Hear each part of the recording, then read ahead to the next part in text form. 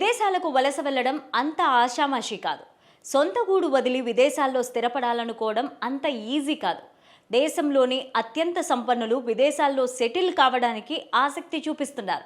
ఓవైపు పన్నుల ఒత్తిడి, రాజకీయ కక్ష సాధింపు చర్యల కారణంగా మన దేశం నుంచి విదేశాలకు వలస వెళ్లే వారి సంఖ్య రోజురోజుకు ఎక్కువైపోతోంది. వేలాది మంది కోటీశ్వరులు దేశ సరిహద్దులు దాటి పర్మనెంట్ గా విదేశాల్లో స్థిరపడాలనుకుంటున్నారు.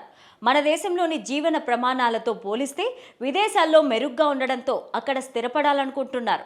ప్రతి ఏటా 25 లక్షల మంది విదేశాలకు వెళ్లిపోతున్నారు. ఈ సంఖ్య కరోనా తర్వాత ఎక్కువైపోయింది.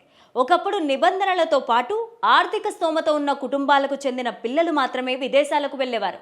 ప్రస్తుతం పిల్లల భవిష్యత్తు కోసం తల్లిదండ్రులే విదేశాలకు వెళ్లాల్సిన సిచ్యువేషన్స్ వచ్చాయి.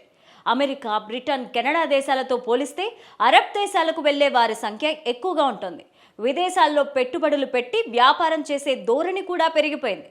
ఇప్పుడు గోల్డెన్ వీసా రావడం వల్ల పెద్దగా కష్టపడకుండానే విదేశాల్లో ఆవాసం ఏర్పాటు చేసుకోవడానికి ఆస్కారం ఏర్పడింది. గోల్డెన్ వీసా అందుకున్న వారిలో ప్రముఖ సినీ నటుడు రజనీకాంత్ ఒకరు. సినిమాల నుంచి రాజకీయాలకు వెళ్లాలనుకున్న రజనీకాంత్కి United Arab Emirates golden visa ఇవ్వడంతో తమ అభిమాన నటుడు భారత్ను వదిలేస్తారా అని అభిమానులు ఆందోళన చెందుతున్నారు. గోల్డెన్ వీసా జాబితాలో చిరంజీవి, షారుఖ్ ఖాన్, సానియా మీర్జా, అల్లు అర్జున్, త్రిష, మోహన్ లాల్, మమ్ముట్టి ఉన్నారు. 2019లో గోల్డెన్ వీసాను కేంద్ర ప్రభుత్వం ఇంట్రడ్యూస్ చేసింది.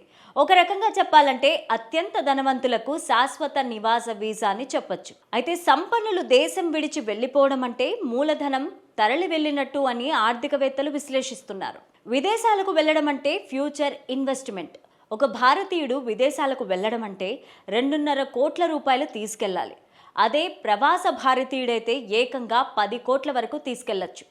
దీనివల్ల మన దేశంలో పెట్టుబడులు పెట్టే వారి సంఖ్య తగ్గిపోతూ ఉంది. అంతేకాకుండా నిరుద్యోగ సమస్య కూడా పెరిగే అవకాశాలున్నాయంటున్నారు.